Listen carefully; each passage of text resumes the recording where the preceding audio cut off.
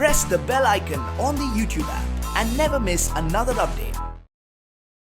وذكر فإن الذكرى تنفع المؤمنين. بسم اللہ الرحمن الرحیم. ناظرین کرام، ایک مفکر نے کہا تھا کہ اگر 21ویں صدی میں کسی ملک کو دنیا پر لیڈ کرنا ہے تو اسے میڈیا پر قبضہ حاصل کرنا ہوگا۔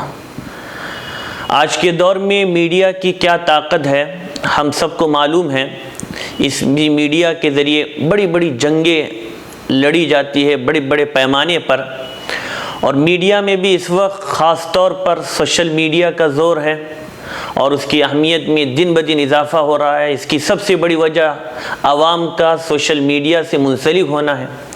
تو اس میڈیا کے جہاں فائدے بھی ہیں وہیں اس کے بہت سے برے اثرات معاشرے پر مرتب ہو رہے ہیں، خاص طور پر قیمتی اوقات کا ضیاع، پیسے کی بربادی، تعلیمی معیار میں کمی، اخلاق میں گراوٹ، عبادت میں کوتاہی، بڑوں کی بے ادبی، والدین کی طرف بے توجہی جیسے بے شمار مسائل نسل نو میں پیدا ہو رہے ہیں۔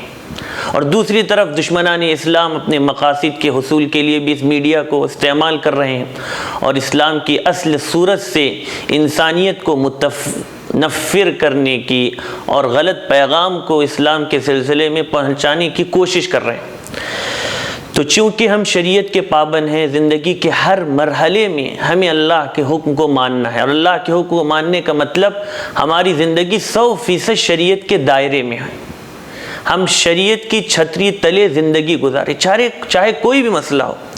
تو سوشل میڈیا بھی ہم استعمال کریں تو اس میں بھی جو اصول شریعت نے بتلائے اس کو ہم مد نظر رکھیں۔ اس سلسلے میں ایک اہم اصول جس سلسلے میں اس وقت بہت کوتاہی ہم سے ہو رہی ہے، یہ ہمارے ذہنوں میں رہے کہ ہم کوئی بھی بات ہو، چاہے دینی ہو یا دنیاوی، کوئی بھی پیغام بغیر تحقیق کے فارورڈ نہ کرے، آگے نہ بھیجے۔ قرآن مجید میں اس سلسلے میں صاف حکم دیا گیا کہ اے ایمان والو، اگر کوئی فاسق، گنہگار، کوئی آدمی تمہارے پاس کوئی خبر لائے تو تحقیق کر لیا کرو، کہیں ایسا نہ ہو کہ تم کسی قوم کو لا علمی میں نقصان پہنچاؤ اور اپنے کیے پر پچھتاؤ۔ تو جب تک پوری تحقیق تفتیش سے اصل واقعہ صاف طور پر معلوم نہ ہو جائے، ہمیں ہرگز اس کو آگے نہیں بھیجنا چاہیے، فارورڈ نہیں کرنا چاہیے۔ معمولی سے معمولی ہماری اس سلسلے میں غلطی پورے معاشرے میں آگ لگانے کا سبب بن سکتی ہے، اس سے امن و امان غارت ہو سکتا ہے، اور جتنی اس سے بربادی ہوگی، تباہی ہوگی، ان سب گناہ میں برابر کا شریک ہوں گے وہ تمام آدمی جنہوں نے اس خبر کو پوسٹ کیا ہے، آگے بھیجا ہے۔ تو میڈیا کا صحیح استعمال ہم کرنے والے ہوں، اس کے ذریعے آپسی اتحاد کا فروغ ہو، مثبت چیزوں کو ہم معاشرے میں پھیلانے والے ہو۔ اچھائی کو پھیلائیں گے تو اچھی چیزیں عام ہوگی، اور اگر ہم بری چیزوں کا تذکرہ کریں گے، برائی کو پھیلائیں گے تو برائی معاشرے کے اندر عام ہوگی۔ آپ غور کر سکتے ہیں اس وقت جو میڈیا ہے پوری دنیا پر آپ نظر ڈالیں اور ہمارے ملک میں آپ نظر ڈالیں کہ اس وقت میڈیا کے ذریعے کیا ہو رہا ہے۔ معاشرے میں فرقہ واریت کا زہر گھولا جا رہا ہے، غلط فہمیوں کو، برائیوں کو رواج دیا جا رہا ہے، ہر وقت ایسی چیزوں کو اچھالا جا رہا ہے جس سے فتنے بڑے، دوریاں پیدا ہو، نفرتیں پیدا ہو، سماج کے اندر بانٹنے کا کام اس میڈیا کے ذریعے ہو رہا ہے۔ اسلامی نقطۂ نظر سے ہمیں اس میڈیا کو محبت پھیلانے کا، امن و امان کے فروغ کا، اچھائیوں کو پھیلانے کا، اور سب سے بڑی ہماری ذمہ داری دعوتی اعتبار سے ہے کہ ہم اللہ کے حسین اور محبت بھرے پیغام کو منٹوں اور سیکنڈوں میں پوری انسانیت تک پہنچا سکتے ہیں۔ ایک مثال اس کے لیے کافی ہے کہ حدیث شریف میں فرمایا گیا کہ سبحان اللہ الحمدللہ پڑھیں گے تو زمین اور آسمان کے برابر اللہ تعالیٰ اجر اور ثواب سے نوازیں گے۔ آپ نے کسی آدمی کو یہ میسج فارورڈ کر دیا، اس نے آپ کے ذریعے آپ کی وجہ سے پڑھنا شروع کر دیا، تو مرتے دم تک وہ جتنی بار پڑھے گا آپ کو ثواب، وہ جتنے لوگوں کو سکھائے گا، اپنی نسلوں کو سکھائے گا، جہاں تک یہ فیض پھیلتا رہے گا اور قیامت تک یہ سلسلہ چلتا رہے گا۔